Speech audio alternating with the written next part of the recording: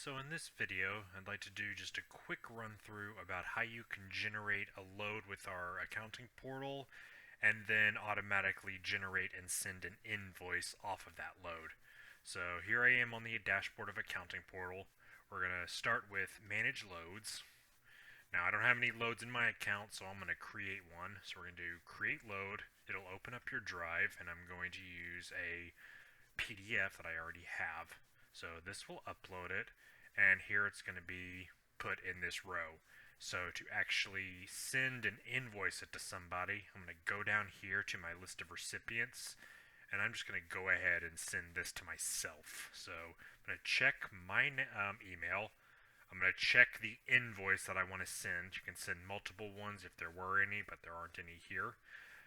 So check that, check my name, and then we're going to click transmit.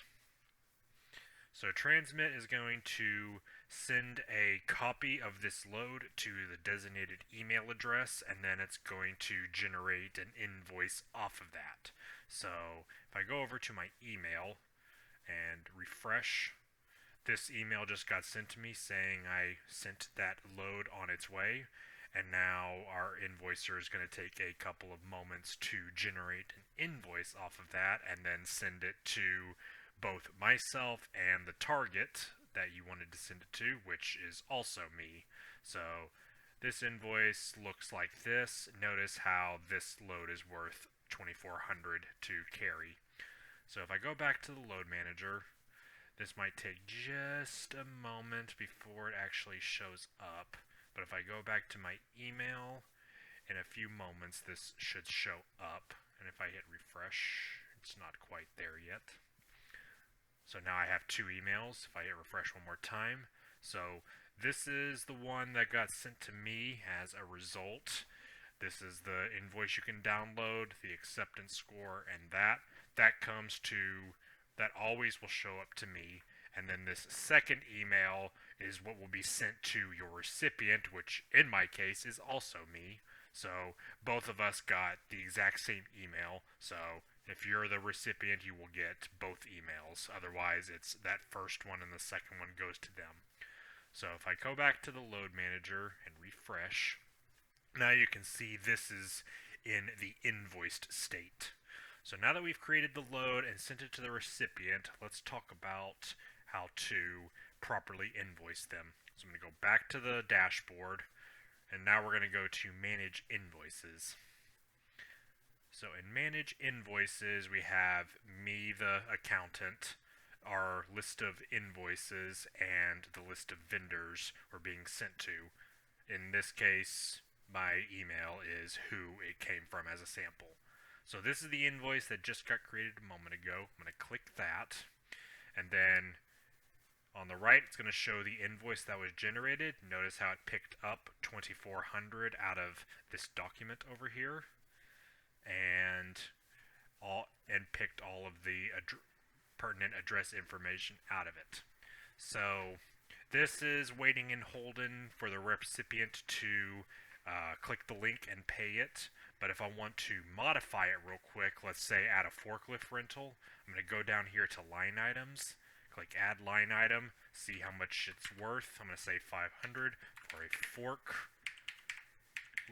rental. And then when I had, that is not correctly spelled. Now if I hit send and save changes, two things are going to happen. It's going to update this invoice and send a copy of it to the recipient saying that it's been modified. So this is going to take a moment to update, and when that happens, it takes me back to the main screen, and notice the amount has gone up from 2,400 to 2,900 for the 500 for the forklift rental. Now the invoice document has been regenerated. Of note, now this forklift rental has been added to it, and the forklift rental is here in the description.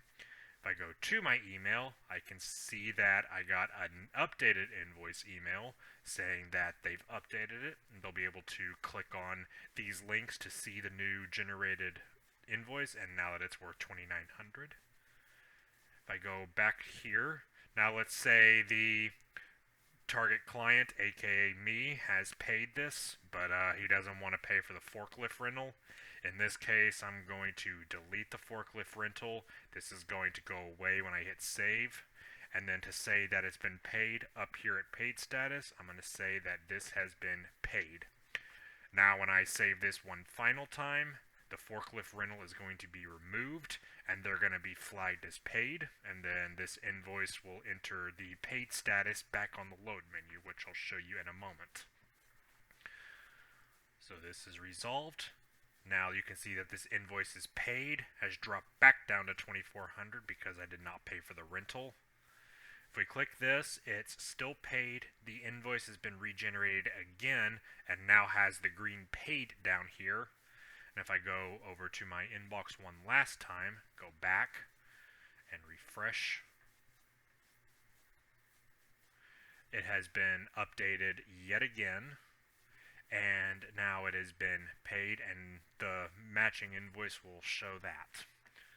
So just to confirm, I'm going to go back to the summary, go back to the dashboard. If I go back to loads one more time, now this invoice that we generated at the beginning of the video is green and paid. So now you can begin with your next load.